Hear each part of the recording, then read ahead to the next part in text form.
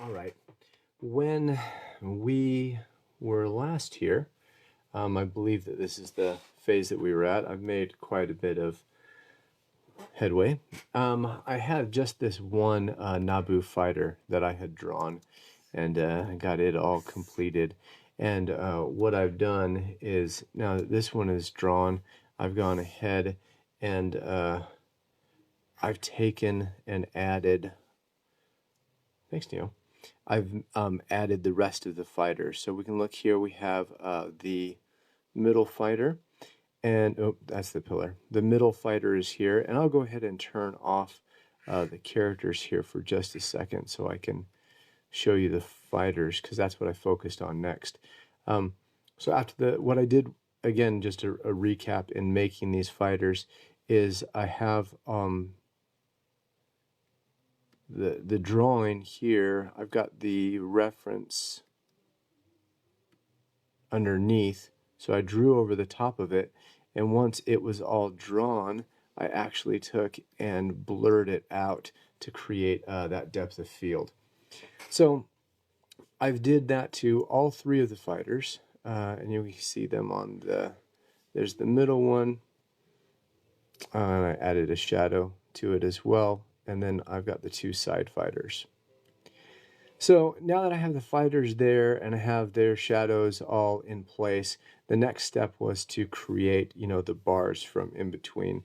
So I went and I looked at some references. I found this toy shot from Micro Machines, and I could see that this here, they've got these cool little hooks that hold the planes into place. I decided I didn't need that detail, but I went to draw these pillars next. So I created the pillars, and I realized that really once I drew this first pillar and got it into place, that I could just duplicate it and then move it over. And so this way it has both sides of the pillars. And I could position them, and I had to rearrange them a little bit so that I have the fighters here are in the background behind the pillars. And then what we end up with is, and then I blurred those out as well. Let me show you that really quick. So to create that depth of field, it goes out of focus. So I take this pillar piece, and we're missing the shading.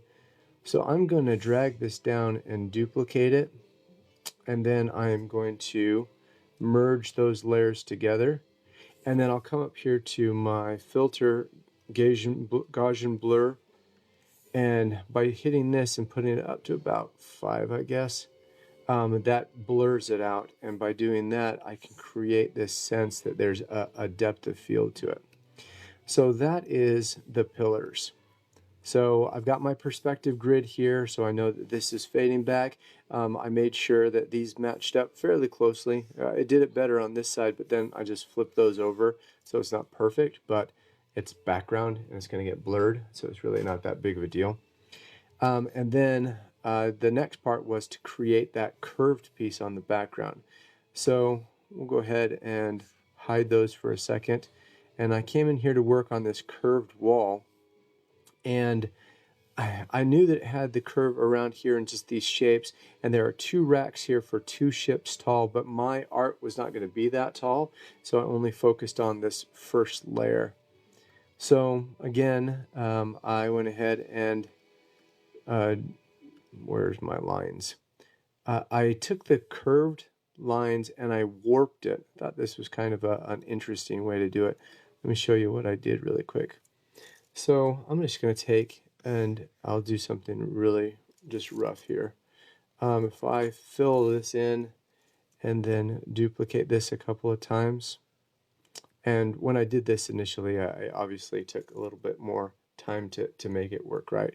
You can see that the wall is flat here on this. Let me zoom in a little. It comes flat across and then it curves.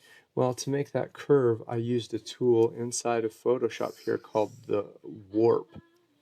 And if I hit the transform button and then say warp, what I can do is, it's kind of hard to see, but there is a line that comes across here and a line that comes across here. And as I move this up, it warps that piece, and that piece, and then I can warp it here as well. And this is making, oh, that's top piece. I actually ended up on a different layer. But by warping it like that and then rendering that into place, that's actually the way that I roughed out that curve. So then after getting that curve in place, I just decided I'd color in the background and then add some detail pieces over the top of it, because it is just background. And then once those three pieces were made, I took that whole thing, added just a little shading and texture to it, and then I took and, where is that piece? That's the fighters, there's the walls. So I duplicated it and then warped it off to the side so that it would line up with the fighters, their shadows, the pillars there, and then the shadows and on the other side. So, and all of these are blurred out, not 100%, but it's blurred so that it creates that depth of field. As our perspective grid moves back, things fall off of focus. So that's how I did that section. And like I said, I'm not going to do a whole lot of drawing for this part. I just wanted to show what progress I've made and where I'm at.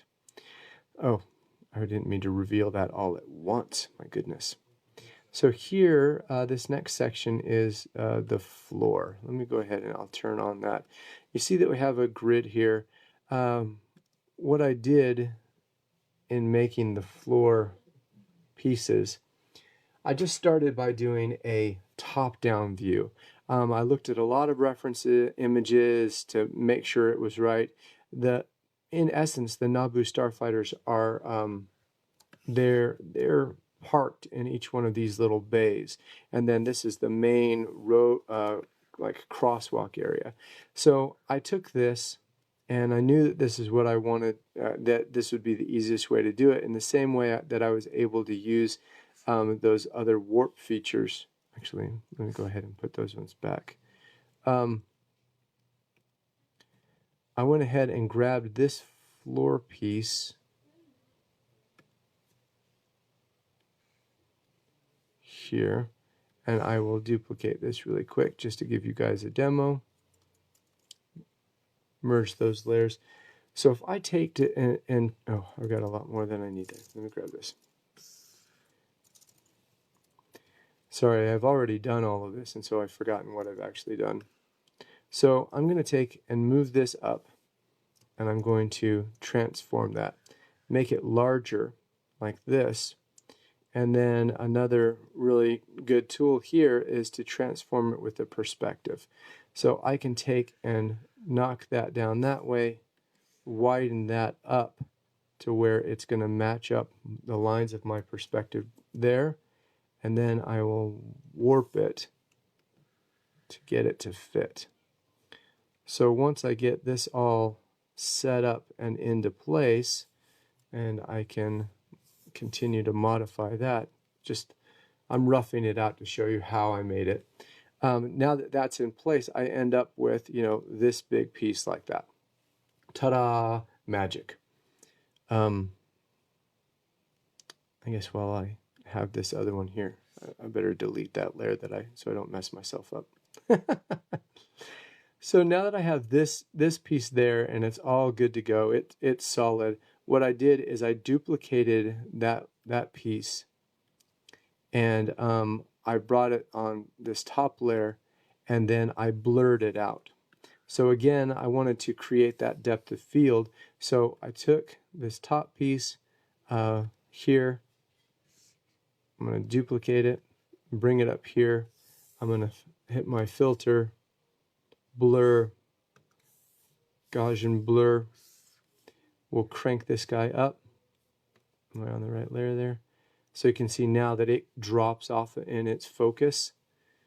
And then after I've got that set in place, I take and I put a nice big blur on my marquee tool, and I'll bring that here, and the edges are feathered. So when I cut that out, oh, I lost the magic. Watch this. So now when I take and cut this piece out, because it has a feathered blur there, I'll get a stepped gradient, so it softly falls off. And what I end up with is this piece here that fits right over the top of these pieces, and it creates again that depth where our foreground is in focus, and then as we get into the background it falls off of focus. So now we've got our Nabu Fighters in here, we have our floor in place, and then yeah, there's a lot of layers. It's making me confused is what I'm looking at. And then there is the curved wall in the background. So all of these pieces here compose the background piece. So that's all the background, that's all the floor.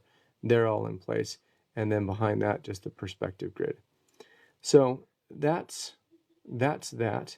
And we come back up here to our colored characters, and then there they are on the foreground. And then to help me decide, because this whole thing is going to get cut into sections, I have a layer at the top here for framing, and this gives me a block and then a grid so I can see where each one of these pieces are going to be cut. So Anakin will have his card here, Maul will have his, Obi-Wan is here.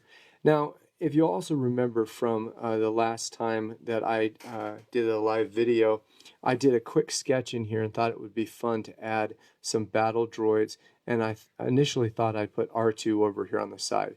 Well, I went ahead and have R2 already in the ship here, and because he's in the ship, I'm going to go ahead and not put R2 in there.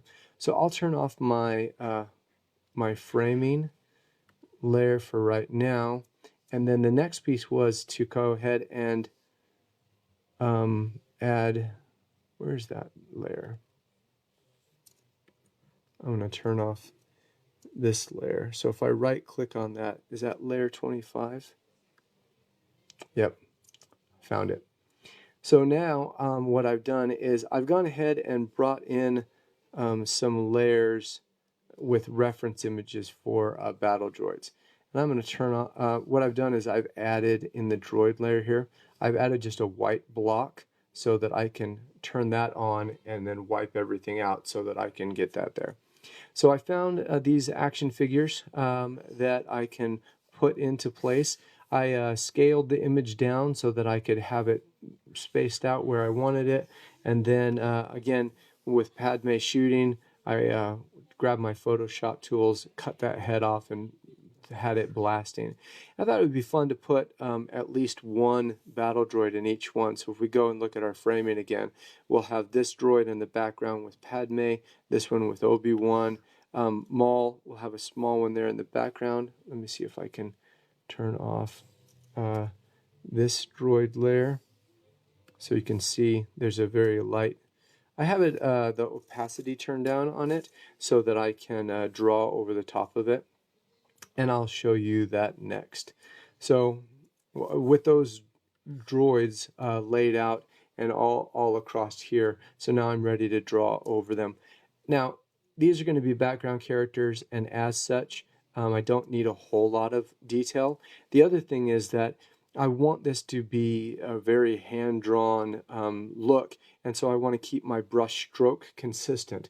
So in the foreground, if my stroke is at, a brush stroke of 25, I want that to be 25 in the background, because in the real world, your pencil is not going to get a whole lot smaller. It's just, it is what it is. So I'm going to take this layer right here, layer 52, I'll drop it down to 30%. You can see the opacity is there. And then with that, I'll take and put a new layer on top of that. Did I just do a new layer? No. Oh, my menu's moved over a little bit. I'll go ahead and put this here, and I will zoom in, because I can do that. But in essence, I want to drop this down to 20.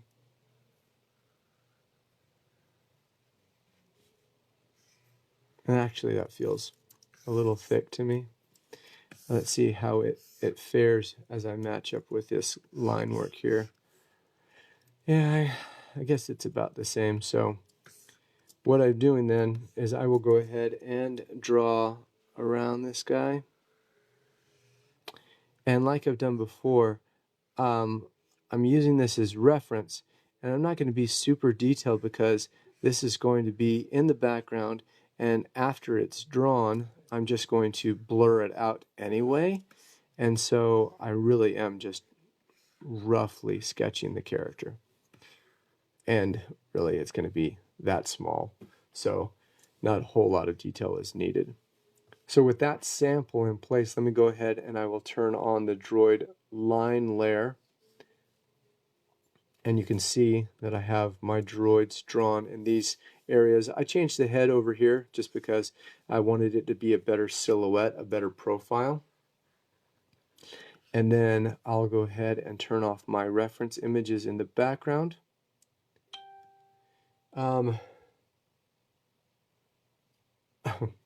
Thanks, Brandon. Sorry I'm drawing Phantom Menace. I know you love that one, but see you in Chicago in just a couple more weeks here. So I've got my pencil drawings here in place. On this foreground character, I went ahead and put an outline around him so that he would stand out a little bit more. And then the background characters I just kept as a single small line drawing. Once those characters were drawn in, the next thing I did was just block out their colors. And I wasn't going to do the whole shading and pattern like I did before, so I just did a darker color and did some quick highlight shading there, and then actually went ahead and put a shadow underneath these characters so that they would be grounded onto the floor. And then once all of those 3 layers were in place, I grabbed them, duplicated that, and then merged those layers together. And then I took, and because it's going to be in the background, watch this, I'll turn off this white block layer, and you can see that they are standing out. So I've taken this, and I'll use my blur again, and I'll hit that with, oh, that's almost too much. Hold on, let's try this. So now that that is blurred out, you lose a lot of detail, but it also helps it so that it's not so big and bold and draws attention to that character instead of this one. So I guess that's a short video. These will all be individually cut out, and so that'll also mean that I very lightly added a little watermark across the bottom. This says "Drawing is Simple," then by Spencer Brinkerhoff III. And again, what I'm going to be doing is each one of these characters will be, let me turn on my framing layer again, will be cut out into this individual block. So when you show up to the family room and you want to see, you want to participate in the How to Draw class, you'll get one of these cards with every class. So I'll be doing a class teaching how to draw Maul, how to draw Obi-Wan, how to draw Padme, and then how to draw Anakin. And if you come to all 4 classes, what'll end up happening is that you'll be able to have all of these characters, and it'll be one, oops, wrong way. It'll form together into one big picture. So with that, here is another little sample of what that'll look like. So you'll get, the Obi-Wan character when you show up. And then that's the front side, and then the back side will be the instructions on how to draw the character. That's next on my list, is getting that all taken care of. But from from the last video to this one, I think we've made some pretty fun strides, and it's always nice to see this whole thing come together. Let me see if I can make this nice and big on the screen. There it is. So This will be a free giveaway. And then the coins that I have will be for sale. The coins with the card will be $5. And then the coin is actually the template to help you draw the characters. Even these complicated characters are drawn by using the coin as a template. So it's one coin for the head, one coin distance. All of the markings are on here so that you can see all of the layout for everything as well. So with that, I'll start working on the background. I think I'm able to call this one good to go. Thank you guys for tuning in, checking out the videos. I hope that you're having a great evening, and I look forward to seeing you all at the Star Wars celebration, where I'll be handing these things out in the family room. Oh, that was something else kind of funny. I was very excited when I was getting my schedule for the 4 days that I'll be teaching and doing the class, is that I'm going to have, they were very conscious of making sure that they didn't schedule my class when there was going to be some other big panel going on. And they told me, they said, oh, I'm not going to say the day or the time, but they said, on this day is when the Mandalorian TV show is having their panel. So we won't schedule your class for that time. So I thought that was very kind of them. And Kevin, yeah, I figure that I'll probably have, well, these cards are going to be made for the celebration, but I will have leftovers that I'll bring with me to San Diego. So, and actually, I don't even remember which day it was that they told me it was going to be. I just remember that they said that that was happening. Yeah, that's my excuse. All right. Thank you guys. Hope that you're enjoying these little behind the scenes. I sure have enjoyed experimenting with this drawing style. I think it's been pretty fun, and I look forward to seeing this thing all finalized. And next step is to create all of the how to draw instructions. So thank you guys. Talk to you soon, and see you later. Bye.